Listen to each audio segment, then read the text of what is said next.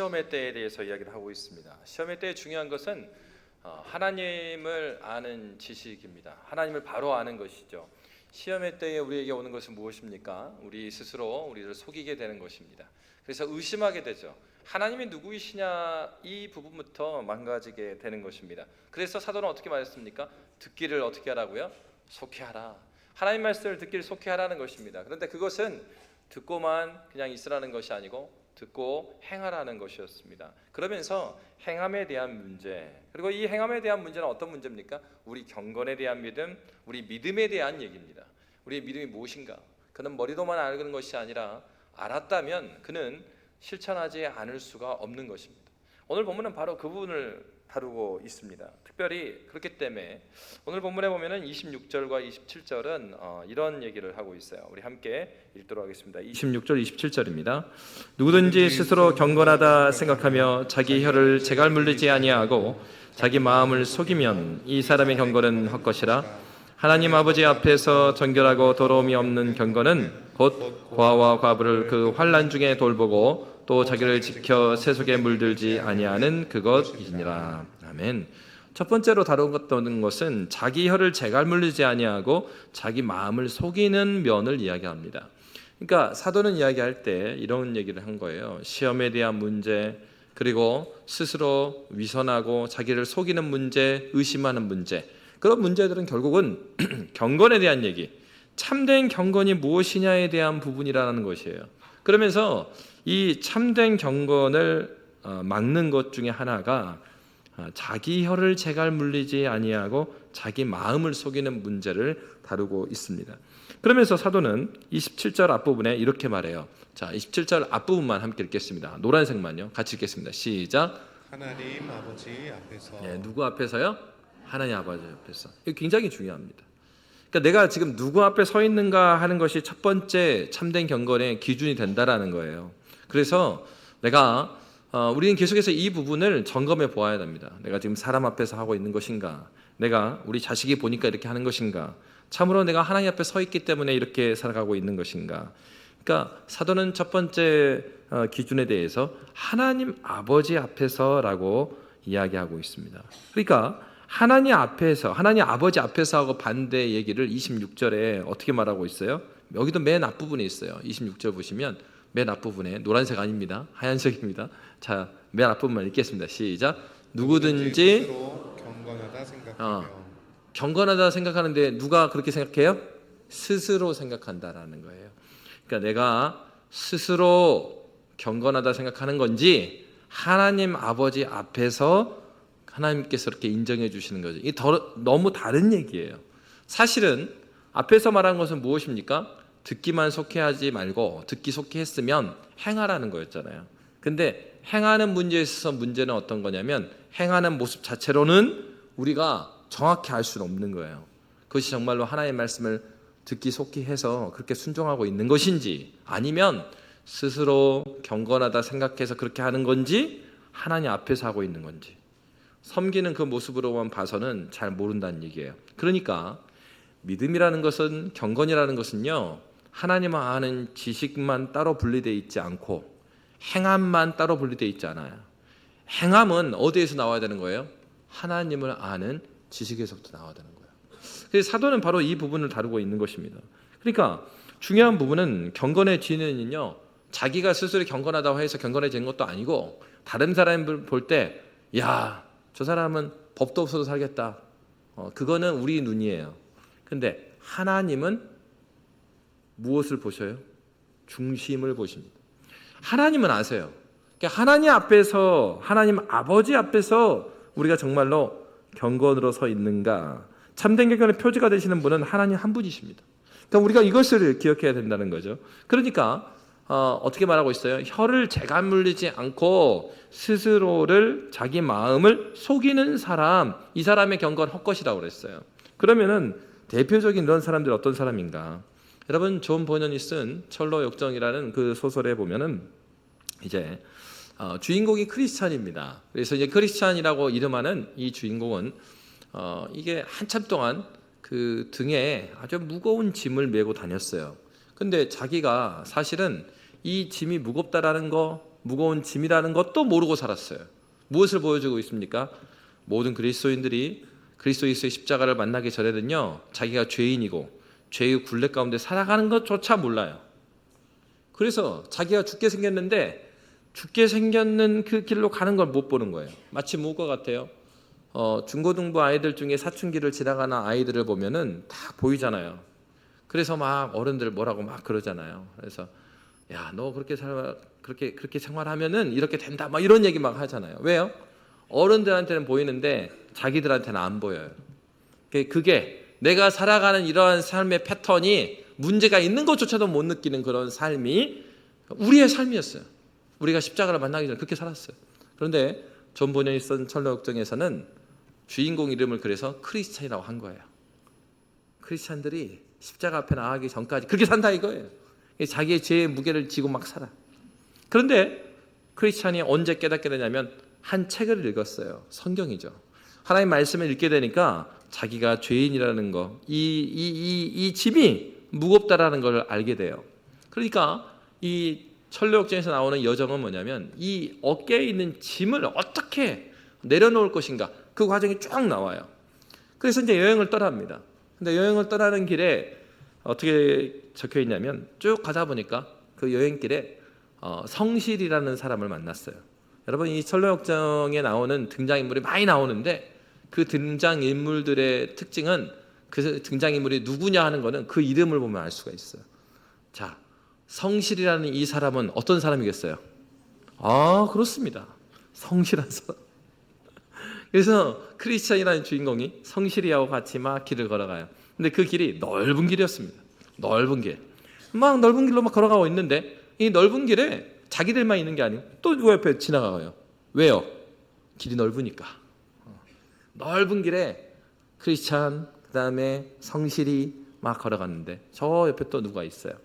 봤더니 말을 겁니다. 근데 그 사람이 나는 크리스찬이요, 나는 성실이요, 그러면서 당신은 누굽니까? 하니까 하는 얘기가 자기는 이름이 수다쟁이래요. 자, 이름이 수다쟁이. 어떤 사람이에요? 어떻게 하셨어요? 수다쟁이입니다. 그래서 말하기 좋아하는 사람이었어요. 그래서 수사장이랑 한참 걸어갑니다. 그러면서 이제 걷는 길에 대화를 나눠요. 그래서 성실이가 물어봅니다. 우리가 이렇게 우리는 이 길을 이 지금 여행길을 어떻게 떠나게 됐는지, 죄의 무게, 이 짐을 어떻게 풀 것인지, 이런 게 우리가 궁금한 점이다. 그러니까 수사장이가 그에 대해서 답변을 해요. 그래, 거듭남의 필요성, 인간 능력의 한계, 그리고 그리스도의 의로우심과 또 회개, 믿음, 이런 얘기를 수사장이가 쫙 하는 거예요. 그러니까 어떻게 생각했냐면 크리스찬도 그렇고 성실이도 그렇고 깜짝 놀랐죠. 야, 이런 문제를, 우리 신앙에 대한 진지한 문제를 우리만 고민한 게 아니었구나. 여기 이 사람도 있구나, 이렇게 생각을 했어요. 근데 이제 문제는 뭐냐면은 수다장이는 여러 가지를 얘기했어요. 복음에 대한 내용도 이야기하고 교리에 대한 내용도 하고 이것저것 많이 이야기를 했는데, 문제는 수다장이는 말은 그렇게 하지만 그의 삶에는 겸손과 자비가 결여돼 있었어요. 진정한 그리스도인의 은혜의 증거에는 예수님께서 말씀하듯이, 예수님께서 뭐라고 말씀하십니까? 누구든지 나를 따르려거든 뭐를 부인하래요? 자기를 부인하고. 그게 첫 번째인데, 이 수다장이한테는 말은 그럴싸하게 하지만 자기 부인이 없었습니다. 여러분, 얼마든지 오랫동안 십자가를 경험하지 않고도 오랫동안 교회 생활을 하면서 우리가 들은 것이 많고 막 그러다 보니까요, 아는 소리를 많이 할 수 있어요. 자기가 은혜 받은 경험도 아님에도 불구하고 그렇게 말할 수 있어요. 그런데요, 누가 압니까? 그에게 가장 가까이 있는 사람은 알아요. 제가 예전에도 말씀드렸었는데 그 한 부부가 있었어요. 여행하기를 너무 좋아했어요. 똑똑한 사람들이었습니다. 방송사에 PD도 하고 그런 분들이에요. 작가도 하면서 부부가 다 똑똑했어요. 근데 이 분들은 이제 그 양가 부모님이 다 어릴 때부터 예수를 믿었던 분들이에요. 그래서 이제 교회를 왔는데 교회를 오지만 아기가 종종 빠져요. 왜 그러냐면 그 교회에서 일부 예배는 8시였어요. 그리고 아이들이 예배드리는 교회 학교는 10시, 12시 예배 때만 있어요, 이게. 근데 얘가 종종 빠지네. 그래서 빠져서 딱 물어보면은 야, 왜 안 나왔니? 물어보면은 아, 이번 주에 놀러 갔어요. 이렇게 말해요. 그러면 이제 물어봅니다. 선생님이. 아, 놀러 갔어? 그러면 지난주에 교회 안 왔니? 딱 물어보면은 아니에요. 왔어요. 이렇게 말해요. 어떻게 교회 왔어? 그러면 뭐라 그럴까요? 몇 시 예배 드렸어요? 8시 예배. 8시 예배는 교회 학교가 없으니까 엄마 아빠랑 같이 본당에서 예배 드렸던 거예요. 그런데 문제가 생겼어요. 이 부분은 너무나 부모님에게도 잘하는, 그래서 부모님이 어떻게 해요? 너희들 교회 잘 다니고 있니? 네. 그러니까 최소한 주일은 지켜요. 어떻게 지켜요? 몇 시 예배? 8시 예배. 그러니까 왔다 이거예요. 왔다 이거예요. 그러니까 부모님이 연락 오면은 아, 교회 잘 나가고 있습니다. 그래서 부모님 마음 편하게 해드리려고. 그런데 문제는 자신들은 십자가를 경험한 적이 없고 예수를 만난 적이 없기 때문에 그냥 주말은 참 쉬고 즐겨야 돼. 그래서 매번 아침에 가장 먼저 예배를 드리고 그리고 아주 부지런히 준비해서 놀러 갑니다. 그런데 그렇게 하다가 어느 순간인가 그 사경회가 딱 지나고 나니까 사경회가 지나고 그 다음 주 주일이에요. 그래서 딱 됐는데 이번 주에도 사경회, 사경회 새벽에도 교회 나갔고 저녁에도 교회 나갔잖아. 지금 몇 달치를 한 번에 다 했잖아. 그러니까 이번 주에는 놀러 가야 되겠어 지금. 그래서 남편이 또 마찬가지로 짜잔 서프라이즈 하면서 아내에게 이번 주 주일날 놀러 갈 때를 쫙 토요일날 알려줬어요. 그랬더니만 이 아내가 갑자기 난 내일 안 갈 건데 왜 무슨 얘기냐? 내가 여기 가는 거 다 예약해놓고 다 환불 불가 꼭 가야 되는데. 근데 아내가 이 사경회 때 예수를 만난 거예요. 이제는 안 통해. 이제 주말에 놀러 가는 거 없어졌어요. 그리고 더군다나 아니 그러면은 이제 이 남편이 그래. 아 그러면은 그 8시에 여기 안 가는 거는 알겠는데 그래도 우리 일주일 동안 너무 교회를 많이 갔으니까 아침 8시 예배 드리고 그냥 좀 쉬자. 근데 아내가 뭐라 그러냐면 아내가 아니야 나 이제부터 12시 예배 나간대. 여러분 12시 예배? 12시 예배? 여기 우리 교회를 하면은 11시 예배. 12시 예배를 제일 싫어하는 부부였어요. 왜냐? 12시 예배 가면은 성도들이 제일 많이 참석해. 그러면 여러분 주차장 전쟁이 시작돼. 그러면 좀만 늦게 가도 주차할 자리가 없고 그 다음에 나갈 때도 너무 불편해. 그러니까 야 교회를 가도 조금 가면은 10시 아니면 8시다 우리는 이렇게 정해놨는데 12시 예배를 가겠다. 아내가 바뀐 거예요. 이제 남편에게는 주말이 없어요. 여러분 예수를 깊이 만나게 되면요 하나님을 예배함이 삶의 중심이 되고 우리 가운데 예배드림이 기쁨이 돼요. 바뀝니다. 변화가 있습니다. 그러니까 이런 일이 일어났어요. 누구에게요? 참된 경건 그리스도 예수의 십자가를 경험한 사람은 누구부터 알아요? 자기 가족들부터 알아요. 가까이 있는 사람부터 알아요. 그의 삶에 명확한 변화가 일어납니다. 오늘 본문에 이야기했던 그 내용은 바로 그 얘기를 하는 거예요. 참된 경건이 뭐냐? 입으로만 그럴듯하게 말할 수 있는 사람 그 사람이 아니에요.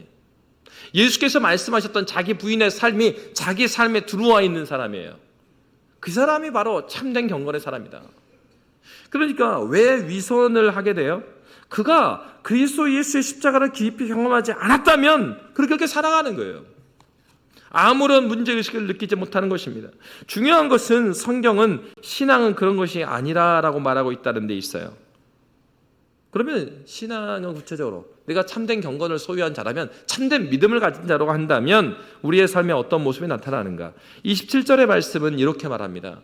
우리가 믿는 바 하나님을 안다면 알아가는 삶의 현장이 명확해요. 자, 27절 말씀 함께 읽도록 하겠습니다. 하나님 아버지 앞에서 정결하고 도로움이 없는 경건은 곧 고아와 과부를 그 환난 중에 돌보고 또 자기를 지켜 세속에 물들지 아니하는 그것이니라. 아멘. 뭐라고 말하냐면 그 하나님 아버지 앞에서 정결하고 도로움이 없다라고 말하고 있어요. 그러면서 이걸 설명해 주기를 곧 고아와 과부를 그 환난 중에 돌보고 또 자기를 지켜 세속에 물들지 아니하는 것이다. 첫 번째는 뭐겠습니까? 고아와 과부를 그 환난 중에 돌보는 것이래요. 참된 경건은. 여러분 고아와 과부라는 것은 상징적인 얘기입니다. 당시에 유대인들에게 쓰던 대명사와 같아요. 그러니까 사회에서 가장 약자, 반드시 돌봐야 되고 율법에서 명하고 있는 반드시 돌봐야 되는 사람은 누구냐? 고아와 과부였어요. 한마디로 경제력이 전무해요. 스스로는 살 수 없는 사람들, 그 사람들이 고아와 과부였어요. 고아와 과부를 돌보라고 이야기를 하고요. 그러면서 다시 한번 27절 보여주시면 고아와 과부를 돌보고, 그러면서 그 가운데 어떤 단어가 있어요? 고아와 과부를 뭐 중에 돌보라고요?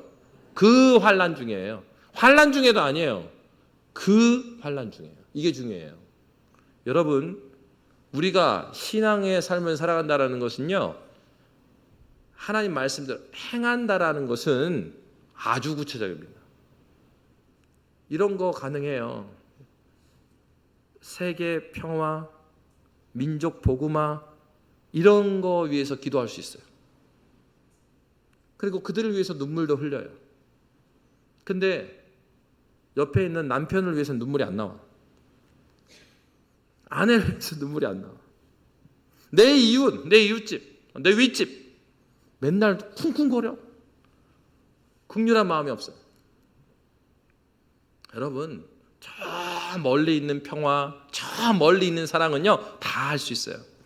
근데 나에게 가장 가까이 있는 그 사람을 사랑하는 거 거의 쉽지 않아요. 사랑하려고 하면 어떻습니까? 불쑥불쑥 올라오죠. 내가 참아준 게 얼만데. 본전 생각이라죠. 본전 생각. 그죠? 그래서 내가 도와준 게 얼만데 뭐 이런 생각이 막 드는 거예요. 여러분, 성경은 하나님 아버지 앞에 서를 이야기해요. 그리고 고아와 과부, 가장 약한 자들을 돌보는데 그냥 환난이 아니고요. 어떤 환난이라고요? 그 환난이에요. 그 환난. 지금 구체적인 어떤 상황이 있다라는 거예요. 환난이라고 하니까 내가 생각할 때 환난. 모든 사람이 볼 때 그 사람에게 환난이겠다. 그러면 돕고, 그렇지 않으면 안 돕고. 그게 아니고요. 아주 구체적인 어떤 상황이 있는 거예요. 나의 가까운 관계 가운데 있는 자에게 어떤 어려움이 있을 때 거기서부터 도우라는 얘기죠. 막 대단한 큰 쓰나미가 나오니까 돕고, 아니요. 그거는 주님을 알지 않아도 모두가 하는 일이에요. 근데 무엇입니까? 내 삶에 가까이 있는 자들에게 무엇인가가 일어나서 어려운 가운데 있는 그 구체적인 삶으로 내가 들어가는 거예요. 그렇게 도우라는 거예요. 여러분, 우리가 신앙생활 할 때 무엇인가 하나님 말씀에 순종한다라고 생각했을 때 우리는 순종을요, 예배에 잘 나오고, 그리고 수련에 참여하고, 그리고 봉사에 잘 참여하는 것으로 생각하는 경우가 많아요. 그러나 성경은 구체적인 삶에 대한 얘기입니다. 어떻게 살아내야 되느냐에 대한 문제예요. 구체적인 환경 속으로 들어가서 그 약자를 동정하는 의미가 아니에요. 그 불편이 내 불편함이 되는 거예요. 이 얘기는, 고아와 과부를 돌보라는 얘기는요, 어떤 얘기냐면, 이번 주에 이 설교를 들었으니까 좀 도와야지, 잠깐 돕는 거를 말하고 있지 않아요. 그 환경, 그 환난 중에 돌보라는 얘기는 그 환난 속으로 네가 들어가라는 거예요. 그러면은 그 환난에 들어가 보면요, 어려움이라는 것은, 여러분 보시면 어떻습니까? 어려운 사람이 계속 어려워요. 한 병 어렵다가 많은 거 진짜 어려운 게 아니고요. 진짜 고아와 과부라고 표현한 건 무엇입니까? 밑 빠진 독에 물 붓기 같단 말이에요. 도와도 어려운 것이, 어려운 사람이 계속 어렵지. 그래서 제가 신학대원을 다닐 때도 그랬습니다. 학교에서 장학금이 만들어졌어요. 전국에 있는 교회에 돌아다니면서 교수님들이 예배를 드리면서 신학교를 도와주십시오. 그러면서요, 이제 후원을 막 했어요. 그러니까 1,000원으로 돕는 분도 있고, 매달 1,000원, 10,000원으로 돕고, 이런 분들이 있어요. 그러니까 그게 모아져 갖고 장학금이 만들어졌어요. 그러니까 학교에서 이제 학생들에게 장학금을 이제 주기 시작해요. 신학대학원에서. 그런데 이제 그런 얘기가 나오는 거예요. 그럴 때마다 뭐가 문제냐면, 어려운 분들을 도울 때 이제 구제에 대한 얘기를 나올 때 항상 나오는 거예요. 아니, 받는 사람이 계속 받는다. 그것이 문제다라고 말하는 사람들이 있어요. 근데 여러분 잘 살펴보십시오. 한 번 받아서 문제가 해결되면 안 어려운 거예요.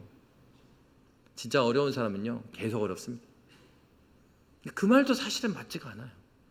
형평의 생각으로, 형평에 맞지 않기 때문에 저 사람은 한 번 받았으니까 안 받아야 됩니다라는 말이 사실은, 그러면 구제와 긍휼 사역은 누구를 위해서 필요한 거예요? 오늘 본문에 누구라고 되어 있어요? 고아와 과부한테. 고아와 과부는 한 번 도와주면 살아날 수 있는 사람이에요. 얼마나 어렵길래 구약에서 율법 가운데 명시해놨잖아요. 밭에서 알곡을 거두되 고아와 과부가 거둘 수 있는 것을 다 떨지 말라고. 스스로는 일어날 수 없는 사람인 거예요. 그런데 어떻게 말해요? 구제하는 데 있어서 형평의 기준을 적용을 해요. 한 사람만 받지 못하게 해야 된다. 옳은 것 같지만 그 말은 무슨 말입니까? 알아서 죽는데도 놔둬라, 이런 말밖에 안 되는 거예요. 물론 어느 정도 기준을 가져서 그것을 악용하여서 갖은 장학금을 받고 다니는 사람도 있겠죠. 그런 사람들은 막아야 되겠지만, 어려운 사람들은 그 환난 중에 환난 가운데 들어가는 거예요. 그러니까요, 밑 빠진 독에 물 붓기인데 같이 그를 돕다 보면요, 나도 밑이 막 빠지려고 그래요. 그래서 여러분, 긍휼 사역, 구제 사역은 쉬운 게 아니에요. 하나님의 말씀대로 내가 누군가를 돕는다는 건 쉬운 게 아니에요. 한두 번 돕는 거는 가능해요. 근데 지속적으로 함께 어려움을 겪어가면서, 그러니까 이 사람이 어려운데 내가 거기에 동참함으로 나의 어려움이 같이 지속이 된다. 그것을 극복하면서 순종하는 사람은 굉장히 드뭅니다. 사도가 이야기하는 것은 그것이었어요. 그냥 수다장이처럼 말하기 좋게 하려고, 그래? 그건 나도 섬겨봤어. 나도 그 어려운 집, 나도 가서 청소해봤고, 나도 어디 가서 도와줘봤어. 나도 해외 나가서 봉사활동 해봤어. 여러분, 몇 가지 경험치 만들려고 아울리치를 가나요? 그렇지 않습니다. 여러 곳을 아울리치를 다니는 것도 의미가 있겠지만, 한 곳에 지속적으로 가는 이유는 다른 것이 아니에요. 아주 조금이라도 그 한 곳에 어려운 지체들을 지속적으로 돕고 그들이 복음으로 말미암아서 함께 성장하기를 원하는 거예요. 그래서 작년에도 청년들을 그랬잖아요. 갔다 와가지고 우리가 많은 사랑을 주기 위해서 가는 줄 알았는데 그들한테 받은 사랑이 더 많다고 해요. 여러분, 그리스도 예수의 말씀을 따라서 그 말씀대로 섬기고 그리고 그 환난 가운데 함께 돕다 보면요, 내가 도와주는 줄 알았는데 내가 신앙적인 유익을 그로 말미암아 받고 있습니다. 하나님께서 지금 어떻게 사용하고 계시는 거예요? 우리 눈에 보이면 고아와 과부가 도움을 받아야 되는 사람으로 보이지만 하나님은 어때요? 고아와 과부를 통하여서 그들을 변화시키고 있고요, 그 공동체에 복을 하나님께 허락해 주시는 거예요. 여러분, 이 하나님의 원리를 우리가 깨달아야 되는 것이죠. 사도는 바로 그 얘기를 하고 있는 것입니다. 입으로만 내가 예전에 뭐 했다 이것으로 하나님께서 현재적인 명령, 고아와 과부를 돌보라 하시는 명령을 대체할 수 없어요. 여러분, 우리는 하나님 앞에서 참된 경건이 무엇인가? 그것은 머리로만 생각하는 것, 입으로만 아멘 아멘 하는 것이 아닙니다. 그들의 삶 가운데 들어가서 그들을 돕는 것이에요. 그렇기 때문에 우리가 섬긴다라고 말할 때 이 섬김을 항상 점검해 봐야 돼요. 내가 이렇게 섬기고 도움을 주고도 내 이름을 알릴 수 없다면 이거 생각해 봐야 돼요. 내가 그 사람 어려운 거 알지? 나도 옛날에 도왔어. 그런데 고맙다는 말 한마디도 없더라. 물론 도울 때 고맙다는 말 듣기 위해서 그렇게 시작 안 했겠죠. 근데 뭐도요? 그것마저도. 그 말은 무슨 얘기냐면 내가 도왔는데 반응이 없다라는 얘기거든요. 근데 잘 생각해 보면은 내가 돕는다는 말은 오늘 야고보서 앞부분의 말씀에 의해서 다 깨져버려요. 왜냐하면 우리가 가지고 있는 모든 좋은 것들이 어디서 왔다고요? 빛들의 아버지로부터 왔다. 누구한테 왔다는 얘기예요? 하나님으로 왔다. 우리가 가지고 있는 물질도, 우리가 가지고 있는 시간도, 우리가 가지고 있는 달란트도 하나님께서 주신 것이에요. 우리가 값없이 받았어요. 누군가 저한테 와가지고 그러시더라고요. 목사님은 이렇게 찬양을 이렇게 잘하시냐고. 그래서 하는 얘기가 이 그 발성법을 좀 가르쳐 달래. 그래서 제가 뭐라고 그럴게요? 그냥 하면 잘 돼요. 제가 음악을 제대로 배워본 적이 없어요. 그냥 어쩌다가 그냥 하게 됐어요. 그러니까 이게 무슨 뭐 가르쳐 주고 싶어도 못 가르쳐줘요. 그냥 어떻게 하냐면 제가 다 부르면서 봤죠? 해보세요. 자, 제가 막 잘해갖고 노래를 잘 불러줬어요? 아니, 하나님이 주셨어. 그냥 그렇게 쓰라고. 주님의 몸된 교회를 위해서 그렇게 쓰라고 주신 거예요. 내가 값없이 받았으니까 나도 값없이 하나님께 드리는 거예요. 우리의 존재 자체가 하나님께서 우리가 여기 있게 만드셨고 하나님께서 십자가의 은혜로 나를 새롭게 했다면 나에게 있는 모든 것은 값없이 하나님께 드리는 거예요. 어떤 대가를 바랄 수가 없어요. 정말 안타까운 것은 무엇입니까? 선교지를 제가 수많은 곳을 가봤어요. 제가 부목사로 섬겼을 때 그 오랫동안 선교부를 담당을 했습니다. 그러니까 선교지를 정말 많이 가봤습니다. 근데 어떤 곳에 보면 정말 안타까워요. 왜 그러냐? 어떤 마을에 가보니까 어떻게 돼 있어요? 그 마을에 복음화가 안 됐는데 그 마을에 교회가 있어요. 가서 보니까는 머릿돌이 있는데 한국의 교회가 지어준 거예요. 이를테면 뭐 광주 무슨 교회 몇 년도 몇 월 며칠. 근데 거기서 그러면 예배를 하고 있어야 되잖아요. 현장에서. 오히려 그 건물을 지어서 그 마을이 망가진 거예요. 건물이 없을 때는 마을이 하나 됐어요. 건물이 생기니까 이 이권 다툼으로 해서 마을이 다 분란이 일어났어요. 그러니까 어떻게 하냐? 선교사 오지 말아요. 우리가 필요하지도 않는 건물 지어놓고 마을 싸움만 시키는 사람들이 선교사다. 오지 말아요. 선교를 하는데 어떻게 했어요? 자기 이름을 내기 위해서 한 거예요. 막 열정에 붙어가지고 건물 하나 세워야 되는 거예요. 여러분, 교회에 건물 많이 세워놓으면 선교를 하는 것입니까? 영국이 인도를 지배했을 때 수많은 사람들이 자기들 기독교라고 그랬습니다. 영국이 인도를 떠나니까 그들은 다시 다 자기 종교로 돌아갔어요. 물질 공사를 하고 건물을 많이 지어주고 그렇게 하면 뭐합니까? 하나님의 영광을 위한 것이 아니었어요.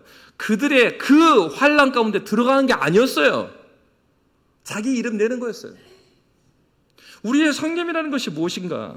고아와 과부를 돌본다는 것이 어떤 것인가? 어떤 보상을 기대하지는 않는가? 정말로 내가 하나님께 값없이 받았다고 한다면 나는 그렇게 하나님께 드리고 있는가?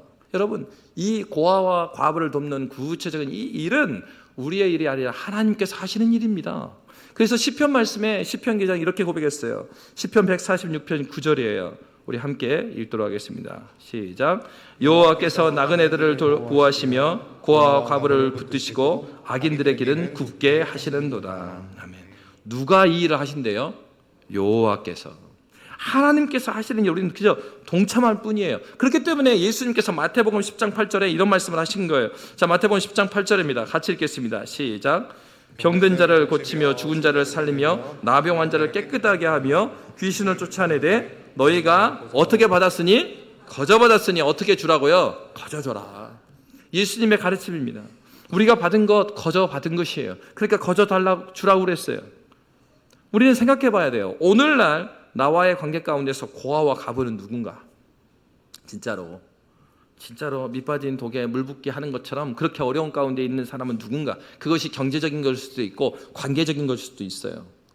정서적인 것일 수도 있어요. 그러한 사람이 하나님께서 나에게 섭리 가운데 맺어준 관계 가운데 그 사람이 누군가? 여러분, 멀리서 찾지 마십시오. 저 세계평화, 민족보고만 말할 수 있어요. 중요해요. 그렇지만 그것은요, 저 멀리서부터 시작되는 게 아니에요.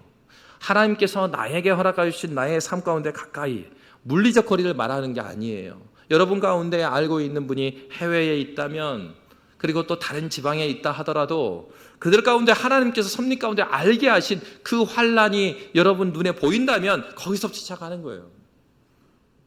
돕는 섬김의 많은 이 양이 중요한 게 아니고 하나의 말씀에 순종하고 지금 하나를 한 걸음을 떼느냐에 대한 문제예요.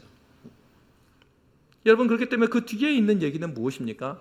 이렇게 이 세상의 기준을 따라가는 그들에게 사도는 경고를 하면서 2장에 들어가면 1절부터 쭉 나오는 얘기가 뭡니까? 바로 그들이 그렇게 그 환난 가운데 고아와 가부를 그렇게 섬기지 못하고 그들의 마음을 속이고 위선을 했던 그 이유는 그들이 세상의 기준을 따라갔기 때문이에요. 그래서 27절에 마지막에 뭐라고 말하고 있어요? 27절 띄워주시면 하나님 아버지 께서 정결하고 더러움이 없는 경건은 그 고아와 가부를 그 환난 중에서 돌보고 또부터 같이 있습니다. 시작. 또 자기를 지켜 어디에 물들지 아니하는 것이라고요? 새 속에 물들지 않는 거예요. 그래서 2장의 1절부터 7절의 말씀은요, 그 얘기예요. 너희가 이미 물들어 버렸다 이거예요. 그러니까 물들다 보니까 어떻습니까? 교회에 돈 많은 사람이 오면요, 그 돈 많은 사람한테 그 위치에, 야, 세상에서 이 정도 지위가 되면, 야, 시장님 오셨고, 야, 국회의원 오셨고, 그러니까 좋은 자리를 안내해요. 그리고 소개를 하고. 여러분, 얼마나 이게 비성경적인 얘기입니까? 사회에서 지위가 있고 권력이 있으면은 교회에서 막 받들어주고, 그렇지 않는 사람에게서는 그냥 본체만체하고, 그거 하지 말라는 거예요. 그래서 여러분, 참 죄송하지만 여러 번 연락이 오고 그러지만 우리 교회에 오신 시장님이나 국회의원이나 아무도 소개를 안 합니다. 본인들이 나가서 밖에서 인사하는 거는 뭐 그렇지만, 왜요? 사회적 지위나 그것에 따라서 그를 대우해주고 그럴 게 아니라 누구에게요? 고아와 과부에게. 정말 필요한 자들에게 그들을 섬기는 것이 우리가 할 일이에요. 하나님께서 그것 때문에 우리를 보내셨어요. 이 고아와 과부 누가 섬기고 계시다고요? 시편 말씀에 여호와께서, 주님께서 하시는 일에 우리는 그냥 동참하고 있을 뿐이에요. 그렇기 때문에 우리가 세상의 기준으로 차별화하면 안 돼요. 그래서 4절 말씀에 뭐라고 말하고 있어요? 4절에 이렇게 말합니다. 우리 함께 읽도록 하겠습니다. 너희끼리 서로 차별하며 악한 생각으로 판단하는 자가 되는 것이 아니냐. 이 악한 생각, 세상의 기준 말이에요. 세상의 기준대로 너희가 판단하고 그렇게 생각하는 거 아니냐. 높고 낮음에 대해서. 하나님께서 그렇게 보지 않는다는 얘기죠. 그렇기 때문에 중요한 건 무엇입니까? 참된 경건이라는 것은 위선적인 마음 버려라. 그리고 세상의 기준으로 차별하지 말라는 거예요. 중요한 것은 우리 가운데 어떠한 마음을 품어야 될까요? 우리 8절 9절입니다. 8절 9절은 참된 경건의 기준을 우리에게 가르쳐주고 있어요. 우리 8, 9절 함께 읽도록 하겠습니다. 시작. 너희가 만일 성경에 기록된 대로 내 이웃 사랑하기를 내 몸과 같이 하라 하신 최고의 법을 지키면 잘하는 것이거니와 만일 너희가 사람을 차별하여 대하면 죄를 짓는 것이니 율법이 너희를 범법자로 정죄하리라. 아멘. 여러분, 하나님을 바로 알 뿐만 아니라 하나님을 바로 알았다면 우리는 아는 바 그 하나님 말씀에 순종하기를 원해요. 누군가를 사랑하면요, 사랑하는 그 자녀가, 사랑하는 아내가, 또 사랑하는 그 사람의 얼굴이 환해지는 것이 내 기쁨이 되는 거예요. 그 사람의 뜻이 내 기쁨이 내 뜻이 되는 거예요. 나 주님의 기쁨 되기 원하네. 그게 내 소망이 되는 거예요. 사도는 그 얘기를 하고 있어요. 하나님을 사랑하고 내 이웃을 사랑한다. 그것은 하나님의 뜻이 지금 현재 여기에서도 이루어지기를 간절히 소망하는 것입니다. 결국 참된 경건은 무엇입니까? 예수 닮는 거예요. 예수 닮는 거예요. 하나님을 사랑하고 그 사랑으로 이웃을 사랑하는 거예요. 자, 우리 옆에 있는 분들하고 인사를 나누십시다. 하나님을 사랑함으로 이웃을 사랑하십시다.